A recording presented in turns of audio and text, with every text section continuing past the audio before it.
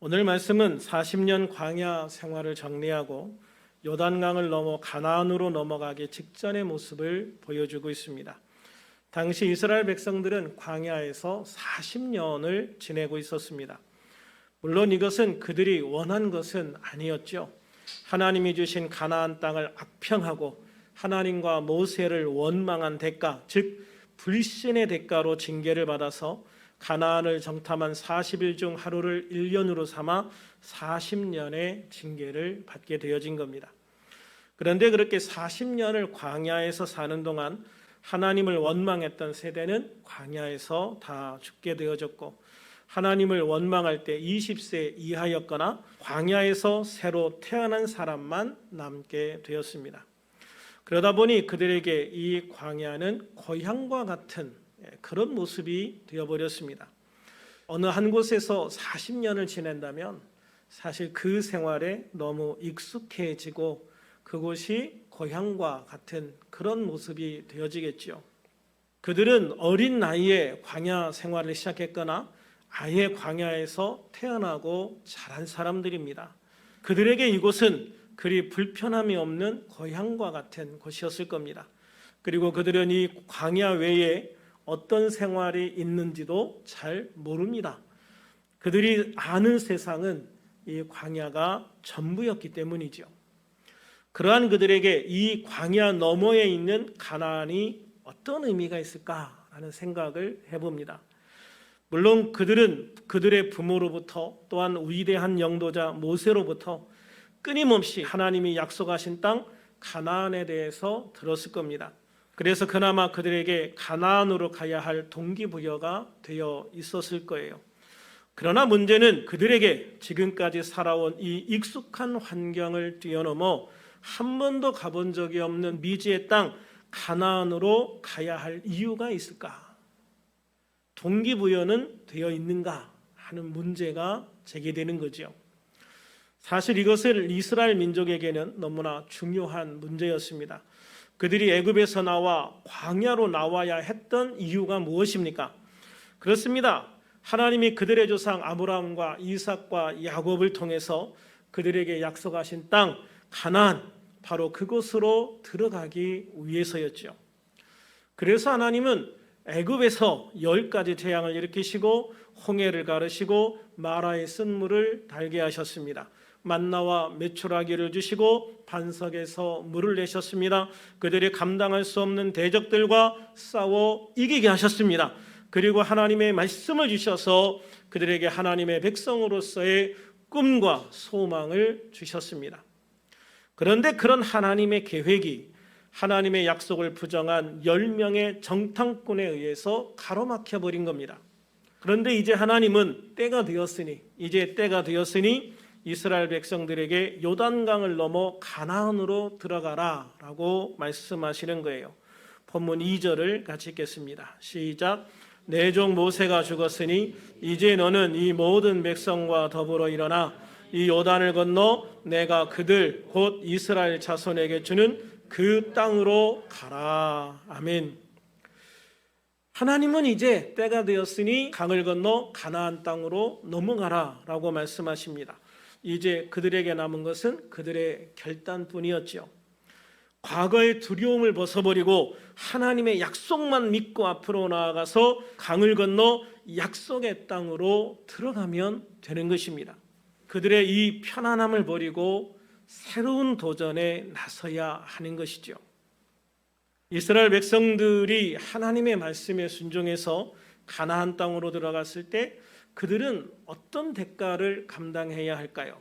첫째, 그들은 스스로 먹을 것을 해결해야만 합니다. 하나님은 광야에 있는 동안 매일 만나를 내려주셨습니다. 그것은 그들의 노동의 대가와 아무런 상관이 없습니다. 아침에 자고 일어나서 밖에 나가보면 온 들에 하나님이 다 내려놓으신 것을 그들은 주워서 까서 쪄서 빵을 만들어 먹으면 되는 거였습니다. 그래서 그들은 농사를 짓지 않아도 지금까지 40년 동안 식량이 부족하지 않았습니다. 어디 그뿐입니까? 하나님께서는 신발과 옷도 상하지 않게 하셨다라고 말씀하셨습니다. 그러나 그들이 가나안으로 들어가 처음 추수를 하게 되었을 때 만나가 그칩니다. 그러므로 가나안에 들어가면 그들은 힘들여 농사를 지어야만 먹을 식량을 준비할 수 있게 되어지는 것이죠. 둘째, 자기 희생을 해야만 합니다. 즉 그들은 자신이 거주할 땅을 차지하기 위해서 전쟁을 해야만 했습니다. 전쟁을 한다는 것은 결코 쉬운 일이 아닙니다. 하나님께서 그들의 편에서 그들을 이기게 하신다고 하더라도 전쟁은 결코 쉬운 것이 아닙니다. 전쟁은 사람과 사람이 맞붙어서 서로 죽이지 않으면 죽어야 하는 정말 피 튀기는 사륙의 현장입니다. 그래서 전쟁을 겪은 사람들은요, 트라우마가 굉장히 오래 갑니다. 그래서 세계 1차 대전이 끝난 다음에 가장 큰 문제가 뭐냐면 1차 대전에 참전했던 군인들의 전쟁 트라우마입니다. 그래서 결국은 그런 군인들 때문에 상담을 통해서 치료하는 이러한 심리 치료가 많이 발전하게 되기도 하지만 그들은 거의 90%가 죽을 때까지 그 트라우마에서 벗어나지 못하고 살다가 죽었습니다. 물론 2차 대전도 마찬가지입니다. 그렇기 때문에 전쟁을 한다는 것은요, 결코 쉬운 일이 아니고 또 전쟁이 끝난 이후에도 결코 마음 편히 잘 수 없는 그런 상황을 만들어 놓는 것입니다. 그것도 자기가 거주할 땅만 차지하면 되는 게 아니라 모든 지파가 차지할 땅을 다 차지할 때까지 함께 싸워야 하는 겁니다. 세 번째로 새로운 환경에 적응해야 됩니다. 그들은 지금까지 광야라고 하는 환경에서 살아왔습니다.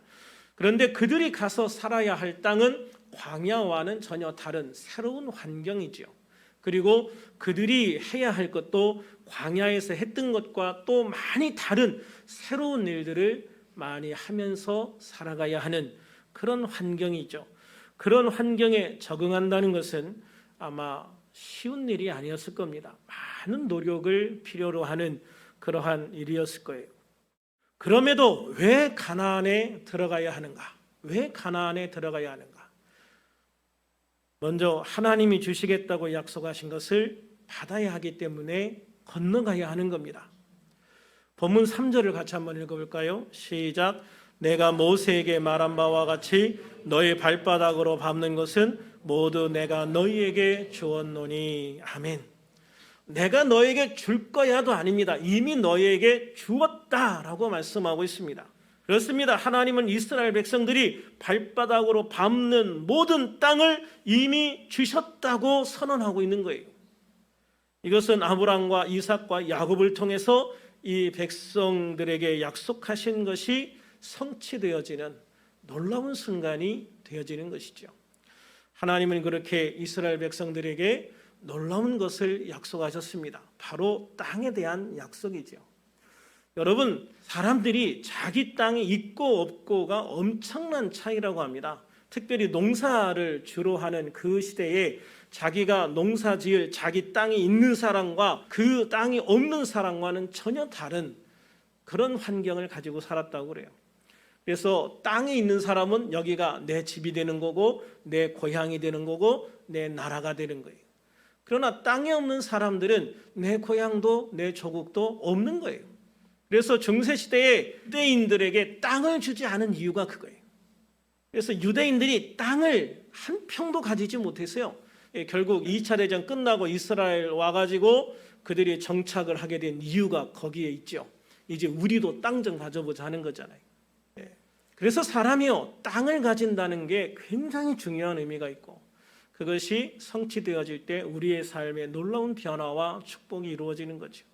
그래서 그 많은 어떤 대가를 치러야 함에도 불구하고 땅을 받는다, 하나님이 약속하신 것을 내가 받는다, 그것은 그 어떤 수고로움과도 바꿀 수 없는 정말 놀라운 하나님의 축복이었고 그것을 받는 것이야말로 내가 일생 일대의 가장 중요한 순간이기 때문에 그들은 그 모든 것을 감수하고 강을 건너 그 땅을 취해야 했던 것입니다. 둘째로 하나님이 함께 하심으로 하나님의 능력을 가진 삶을 살게 되기 때문입니다. 본문 5절을 같이 읽겠습니다. 시작. 내 평생에 너를 능히 대적할 자가 없으리니 내가 모세와 함께 있었던 것 같이 너와 함께 있을 것임이니라. 내가 너를 떠나지 아니하며 버리지 아니하리니. 아멘. 내 평생에 너를 등에 대적할 자가 없으리니 내가 모세와 함께 있었던 것 같이 너와 함께 있을 것임이라. 내가 너를 떠나지 아니하며 버리지 아니하겠다라고 말씀하시죠. 그렇습니다.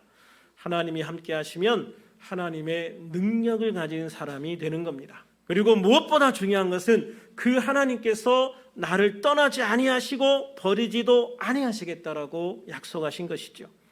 그러므로 이스라엘 백성들은 전능하신 하나님이 결코 나를 버리지 아니하시고 영원히 함께 하시는 정말 귀한 축복의 삶을 살아가게 되어지는 겁니다. 세 번째로 강하고 담대할 수 있습니다. 본문 6절을 같이 한번 읽어볼까요? 시작. 강하고 담대하라. 너는 내가 그들의 조상에게 맹세하여 그들에게 주리라 한 땅을 이 백성에게 차지하게 하리라. 할렐루야. 왜 강하고 담대하게 살아갈 수가 있습니까? 앞에서 말한 대로 하나님이 결코 버리지도 떠나지도 아니하시고 함께 하실 것이기 때문입니다. 하나님이 나와 함께 하신다는 것은 세상에서 가장 크고 강한 백그라운드를 가진 사람이 되는 겁니다. 어린아이가 엄마 아빠의 손만 잡아도 그렇게 담대해지잖아요. 엄마 아빠 손 잡으면 그 아이들은요 세상에 겁날 게 없습니다. 그런데 이 세상을 창조하신 하나님, 세상에서 못할 것이 없는 하나님, 과거와 현재, 미래의 모든 것을 아시는 하나님이 나와 함께 하시는데 내가 부족한 것이 무엇이 있겠습니까? 그러므로 이러한 주님의 은혜가 우리에게도 함께 하기를 소망합니다. 이스라엘 백성들에게 하신 약속은 곧 모든 그리스도인에게 하신 하나님의 약속인 줄로 믿습니다. 그러므로 광야를 떠나 가나안으로 가라 하신 주님의 명령은 우리를 향한 명령이기도 한 것이죠. 특별히 이 코로나 상황이 우리가 변화할 수 있는 어떻게 보면 가장 좋은 기회를 주었다라고 이야기를 합니다. 이 코로나가 아니면 변화될 수 없었던 그 수많은 것들을 코로나를 통해서 변화할 수 있는 기회를 주었다. 그것은 기업에게도 마찬가지이고 사회에도 마찬가지고 교회에도 마찬가지입니다. 이제 우리에게 변화할 수 있는 기회, 이 편안하고 지금까지 내가 누려왔던 그 모든 것, 내가 지금까지 생활해왔던 그 평안함을 뛰어넘어 조금 불편하더라도 새로운 곳으로, 새로운 땅으로 넘어가야 할 그러한 이유와 근거를 우리에게 주셨다고 하는 것이죠. 그러므로 이제 우리들이 담대하게 광야, 즉 지금까지 우리가 신앙생활을 해왔던 것에서 새로운 변화를 모색하고 실천할 수 있는 그런 우리들이 되어지기를 소망합니다. 지금까지 해오던 대로 하는 것이 사실 편하죠. 몸에 익숙한 게 제일 편한 겁니다. 그런데요, 제일 편한 것이 제일 망하는 길이다라고도 이야기를 합니다. 늘 똑같기 때문에 변화되지 않으면 우리의 삶에 뭔가 새로운 것을 얻을 수가 없다는 말이죠. 아마 코닥의 이야기에서 우리의 많은 것들을 생각해 볼 필요가 있다고 생각합니다. 코닥은 그 당시에 전 세계를 다 그냥 어떻게 보면 자기들이 가졌다고 해도 과언이 아니었죠. 코닥이 거의 전 세계 필름 시장의 80%를 다 장악을 하고 있었으니까 거의 독점이다시피 하지 않았습니까? 그런데 그들에게 그 디지털 카메라가 제일 먼저, 디지털 카메라라고 하는 기계가 제일 먼저 알려졌음에도 불구하고, 그것을 알게 되었음에도 불구하고 필름 조금 더 팔겠다고 디지털 카메라가 세상에 못 나오게 막아버린 거 아닙니까? 그러다가 일본한테 뒤통수 맞았죠. 그걸 알게 되자 일본은 지체하지 않고 즉시 디지털 카메라를 만들어서 세계에 보급하게 되었습니다. 결국 일본의 그 디지털 카메라가 코닥이라고 하는 거대한 회사를 무너뜨리게 되어진 거죠. 여러분, 변화되어져야 될 때 그 시점을 알게 되는 것이 축복이고, 그 변화되어질 때 변화하는 것, 뭔가 내가 지금의 그 이익을 내려놓고 새로운 것을 창출할 수 있는 기회가 되었을 때 그 기회를 잡는 것이야말로 우리에게 가장 중요한 시간이라고 하는 것을 생각해 보게 되어집니다. 물론 예배의 형태가 바뀌기는 쉽지 않습니다. 아마 예배의 형태는 거의 바뀌지 않을 수도 있습니다. 그러나 우리 교회가 또 우리들이 변화되어야 한다는 것은 분명하다. 코로나를 겪으면서 그러한 것들에 대한 분명한 도전을 받게 되어집니다. 지금까지 많은 문제들에 가로막혀 실제로 변화의 길로 나아가는 것이 쉽지 않았습니다. 그럼에도 이제 우리가 변화되어야 할 길을 찾아야 하고 그 길을 가야만 할 때가 되었다라고 생각을 해요. 특별히 코로나19로 인한 어려움 속에서도 교회 성도가 줄지 않고 오히려 부흥한 교회들이 있더라고요. 이 부흥한 교회들의 특징이 두 가지가 있어요. 첫째는 태극기 부대 같은 아주 극한 보수층입니다. 그런데 그게 바람직한가라고 하는 데는 의문입니다. 제가 생각하면서 저거야 라고 생각했던 게 하나 있습니다. 소그룹이 활성화된 교회는 그 교인들 숫자가 줄지 않았습니다. 오히려 교인들의 숫자가 더 늘었더라고요. 그래서 요즘에 이 교회에서 소그룹 모임이라는 것이 얼마나 중요한가 하는 것들을 다시 생각해 보게 되어지는 거예요. 그래서 올 한 해 2023년은 먼저 소그룹을 활성화시키고 살릴 수 있는 것에 집중하려고 합니다. 그리고 그 외에도 우리가 변화되어야 하고 바뀌어야 할 것이 있다면 과감하게 변화시키고 바꿀 수 있는 그런 2023년이 되어지기를 소망합니다. 그래서 교회도 회복되고 부흥되며 성도의 삶에도 아름다운 은혜와 축복으로 쌓여가는 한 해, 살아계신 하나님과 동행하며 하나님의 모든 권능과 능력이 함께하는 해, 그래서 세상에 대적할 자가 없는 교회가 되고 강하고 담대하게 도전하고 꿈을 이루는 복된 한 해가 될 수 있기를 우리 주 예수 그리스도 이름으로 축원합니다. 오늘 송구 영신 예배에 오셨다는 것은요, 우리들 교회 가장 핵심적인 성도라라고 하는 거예요.